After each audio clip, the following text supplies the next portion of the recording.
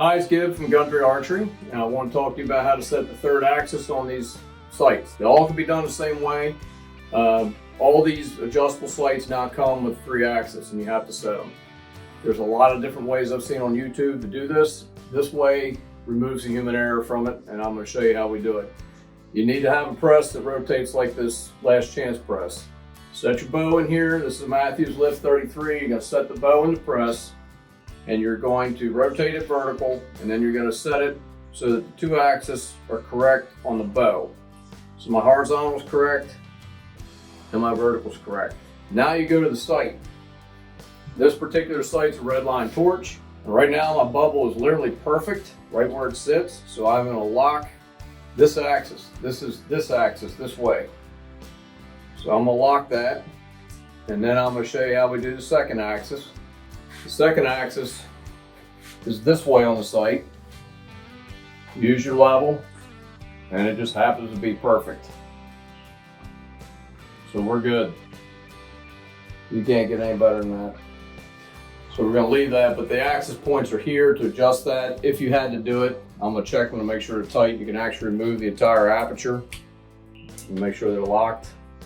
Put that back in, double check it again. That is correct. So now, the third axis. This is the one that gets everybody. Everybody wants to point at the ceiling, use corners of the room. I don't do that. I turn the bow down.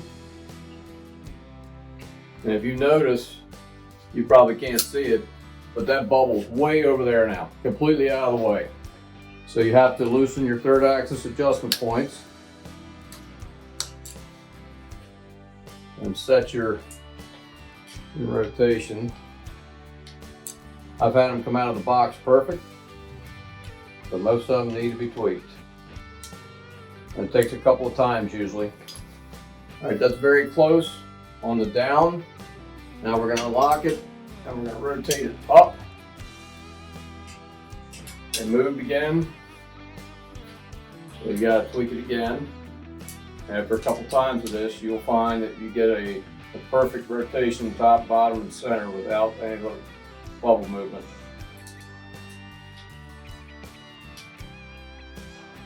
There's up. Still needs a bit of tweak. Like I said, this takes a couple of tries usually to get it right. But once you have it, you remove the human error from it by using the press. It's no different in my opinion than if you're setting up an optic. You don't set an optic up and level the scope with it in the shooter's shoulder. You do it with a leveling device, but you level an optic, removing the human error, and that's what we're doing here. Removing the human error from it. It's staying, but it's just a hair out. Some of these go faster than others. Usually takes 3 or 4 tries. Almost there. This third axis is the most difficult one, and I've tried all the techniques of holding your hand and using the corner of the room and angling the bow and all this other stuff, and I've never been able to get it to work right. Almost there. Tiny, tiny little movements. You got it.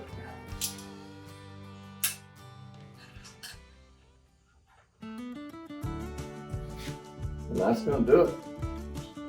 Level stayed, up, down, and middle. So again, when you move it, lock it in the up position, level centered, horizontal,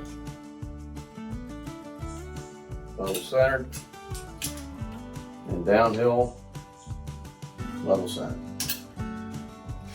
And that's how we do our third axis. If you have this press, give it a try. I think you'll like it.